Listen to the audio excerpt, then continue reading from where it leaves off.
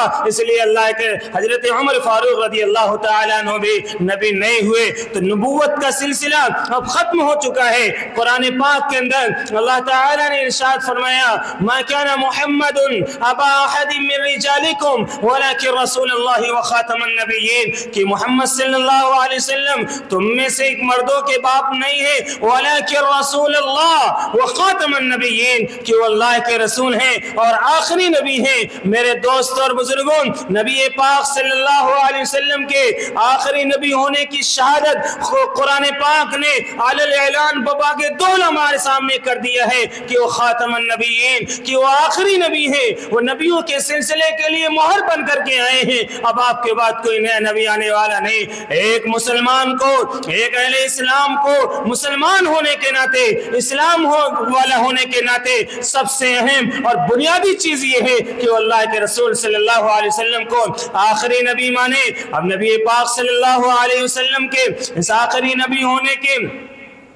کو کسی بھی طریقے سے مزمحل کر دیا جائے اور اس کو داغدار بنا دیا جائے اور اس کے اندر ضعف اور کمزوری پیدا کر دی جائے, ان کے عقائد کے اندر وہ مضبوطی اور وہ ثابت قدمی جو ایک اہل ایمان کے اندر ہونی چاہیے, الگ الگ طریقے سے الگ الگ ذرائع سے اس کو ضائع و برباد کرنے کی کوشش کر دی جائے. میرے دوستوں بزرگوں نت نئے فتنے نت نئے انداز میں ہمارے سامنے رونما ہو رہے ہیں. ایسے فتنوں سے نبرد آزما ہونے کے ساتھ ساتھ ان کی واقفیت رکھنا یہ ہمارے لیے انتہائی زیادہ ضروری ہے. نبی پاک صلی اللہ علیہ وسلم کے آخری نبی ہونے پر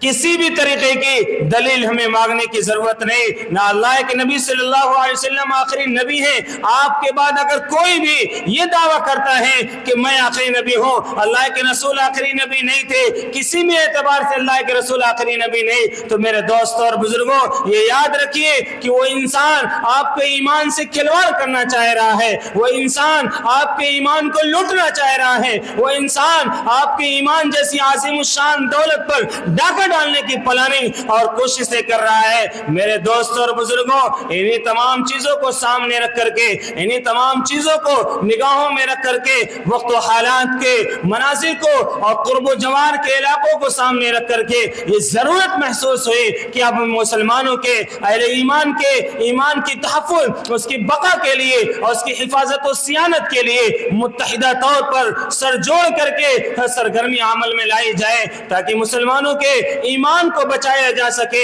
میرے دوستوں اور بزرگوں ایمان کی حفاظت کرنا ایمان کو بچانا یہی سب سے بڑا سرمایہ ہے. مدارس کا قیام ایمان کی حفاظت و بقا کے لیے ہوا تھا, مساجد کا نظام ایمان کی حفاظت و بقا کے لیے ہے. جتنی تحریکیں ہیں اور جتنے نظام چل رہے ہیں سب مسلمانوں کے ایمان کی حفاظت و بقا کے ضامن ہیں. آپ کو معلوم ہے اس ملک کی آزادی کے لیے ہمارے اکابرین نے جو جد و جہد اور جو لڑائیاں لڑی تھی, جو اپنے آپ کو قربان کیا تھا, ان کے پیش نظر حکومت کرنا نہیں تھا, ان کے پیش نظر حکومت کی حصہ داری نہیں تھی, ان کے پیش نظر حکومت و سلطنت کا اعانت نہیں مقصود تھی. ان کے پیش نظر اگر کوئی چیز مقصود تھی تو ہندوستان میں بسنے والے مسلمانوں کے ایمان کی حفاظت اور ان کی ضمانت تھی. ان کے ایمان کی حفاظت سب سے بڑا اہم اور سب سے بڑا سرمایہ تھا. اسی کے لیے انہوں نے تن دھن کی بازیاں لگائی ہیں. آج بھی اگر ہمارے لیے کوئی سب سے بڑا سرمایہ ہے تو ایک مومن کے ایک ایمان والے کے ایمان کو اس دنیا سے کس طریقے سے وہ بچا کر کے چلا جائے اس کی فکر کرنا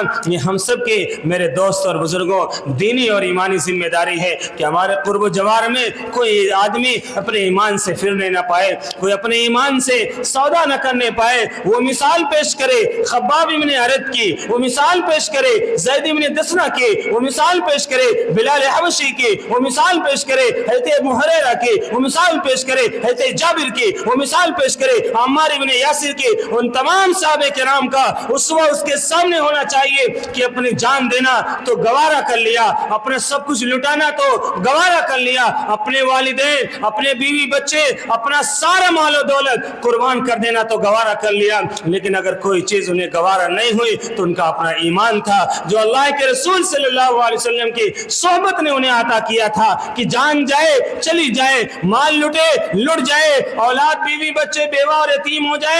جائے, لیکن اگر کوئی چیز ہم سے نہ چھوٹے تو وہ ہمارا ایمان ہے. آج اسی فکر کو پیدا کرنے کے لیے اور اپنے دلوں کے اندر جاگوزی کرنے کے لیے یہ عظیم الشان اجلاس تحفظ ایمان کانفرنس آج آپ کے درمیان منعقد کی گئی ہے. میں آپ حضرات سے درخواست کروں گا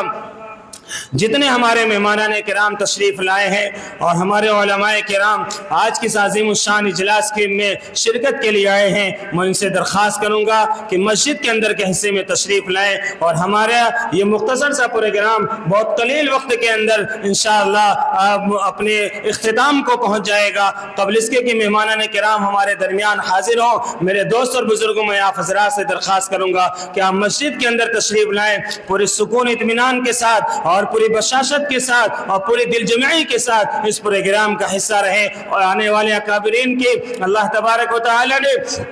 جو ہمارے لیے بہت بڑی سعادت کی گھڑی نصیب فرمائی ہے کہ اہل اللہ کا ورود مسعود آج ہمارے اس ادارے کے اندر مدرسہ عربیہ مقصود الاسلام بلی پور کے اندر ہو رہا ہے. ان کے باتوں سے اور ان کے اہم اور پرمغز خطاب سے ہم سب کو مستفیض ہونا ہے. تو میرے دوست اور بزرگوں, میں آپ تمام حضرات سے درخواست کروں گا کہ آپ حضرات جلد از جلد مسجد کے اندر تشریف لے آئیں. اور جہاں تک میری آواز پہنچ رہی ہے, میں اپنے تمام نوجوانوں سے, اپنے دوستوں اور بزرگوں سے, اپنے تمام علماء کرام سے درخواست کروں گا کہ آپ حضرات تشریف لے آئیں. پروگرام باقاعدہ شروع ہونے جا رہا ہے.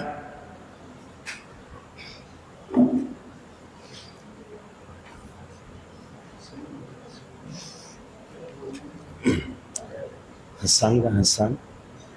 کون آپ حاضرین گرامی قدر, باقاعدہ پروگرام کا آغاز کرنے کے لیے